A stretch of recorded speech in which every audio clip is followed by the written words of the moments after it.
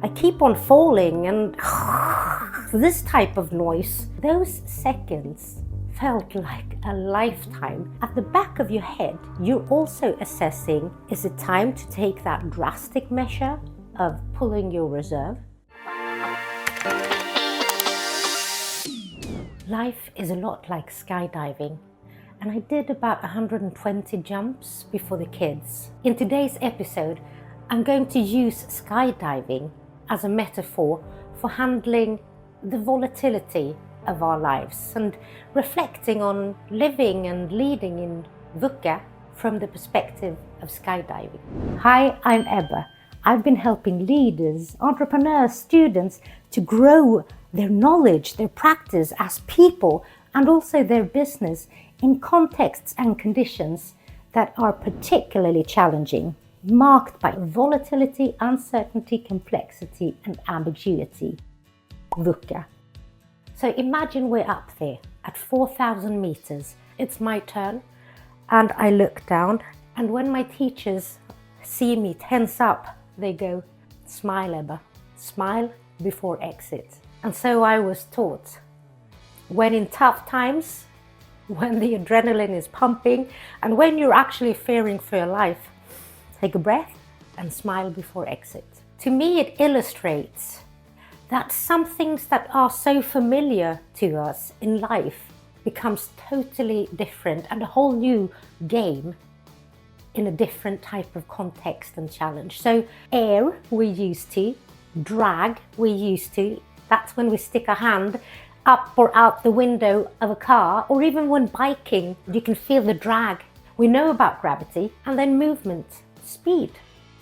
All of that are known concepts to us, but when doing a skydive, it is all new, isn't it? So the same, but very different contexts will really shape our conditions and influence how we do and meet challenges. I took up skydiving when I was 30 plus. Why did I start? Well, it started with a tandem jump. That's when you're hooked onto a pilot and they do all the heavy lifting and the hard work. You're just there, hanging, and they really pilot you all the way from exiting to a very soft landing most of the times.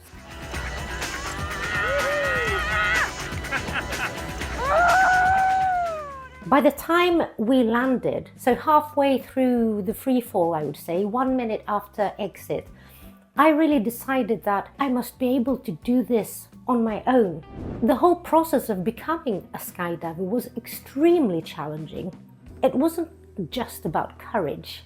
Yes, it takes a lot of courage, but it was also about the courage of feeling and thinking that I could do this. Do you get me? So I signed up for a course, and the format I chose was to jump from 4,000 immediately, having 2 instructors in the air. They're there to coach you, to help you understand if your body's in the right position, if you're doing the movements correctly, and then also perhaps remind you if you forget to pull your chutes. But after that, you're all on your own. And that is very much so with skydiving. You are responsible, and you can never blame the conditions. And I really thought of it not only as a skydiving course, but as a course in extreme self-leadership, because I was scared. I was so scared. But still, I had this passion that I wanted to, and I wanted to be able to do it on my own.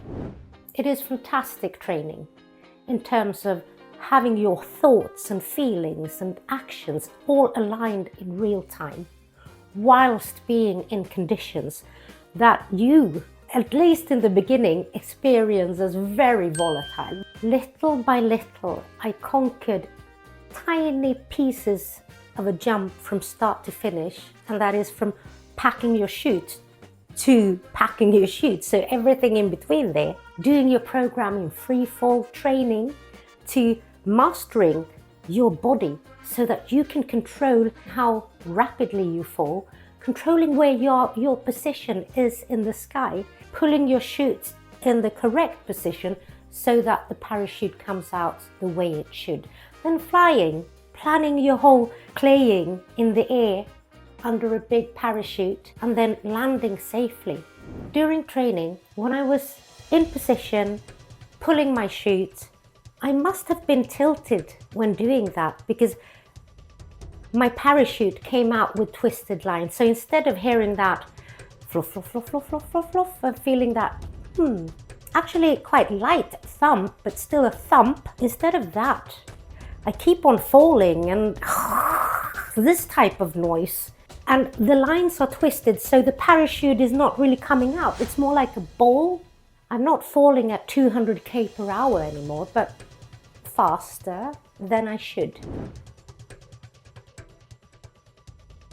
The first thing to do here, and it is the first challenge, it is to understand and really get what is going on. Normally in life, we are kind of late in understanding the issues that we have in reality. But to have the right analysis in the right time and place with speed, that is something that we need to train for, both in skydiving and in life.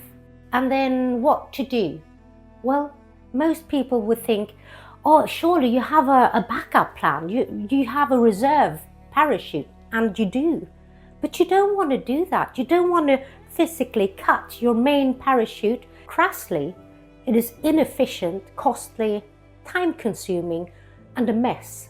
The first thing that you do is you check your altitude to assess how much time you have for solving the problem, and then you try different forms of solving it. And in real life, this is an assessment of, am I realistically in trouble yet?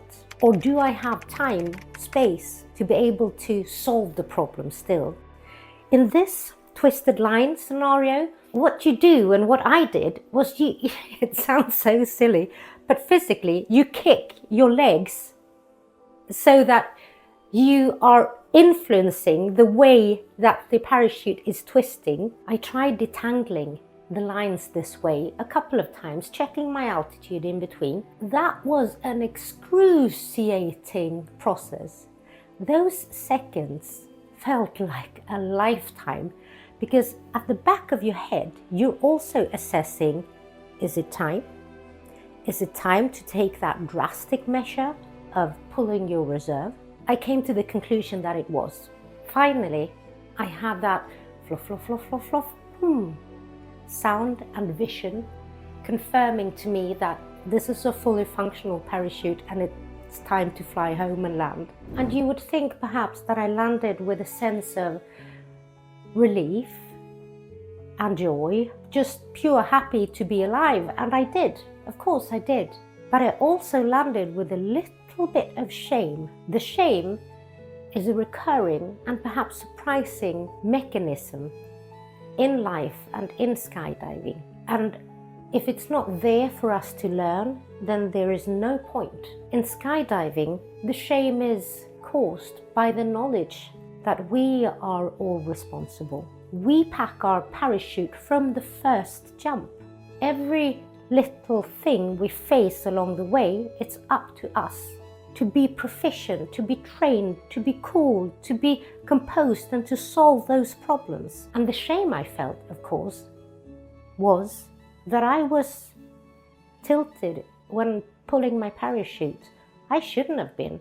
It's my job not to be. After every incident in training, you have an instructor doing a debrief to really understand not only what went wrong, but your mindset, your emotions and your decision making along the way. And that is not to assess proficiency and performance as much as it is understanding if you are learning how prepared you were, how much you're learning from the incident, and how you will train on those things that were really contributing to this scenario, this problem. No skydiver goes up in the air without a plan. The plan could be training, head down, spinning around, rotating, flipping, a whole program. And every skydiver has 1, 2, 3 contingency plans, but they're also very much able to be in the present. You don't worry about the next step.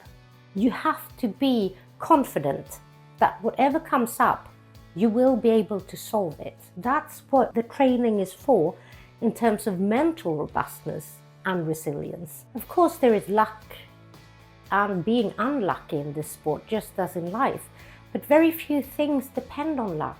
It depends on you. You handle your skydive, the conditions, the challenges, whatever comes up, it's up to you. So that experience was super scary. So why didn't I quit?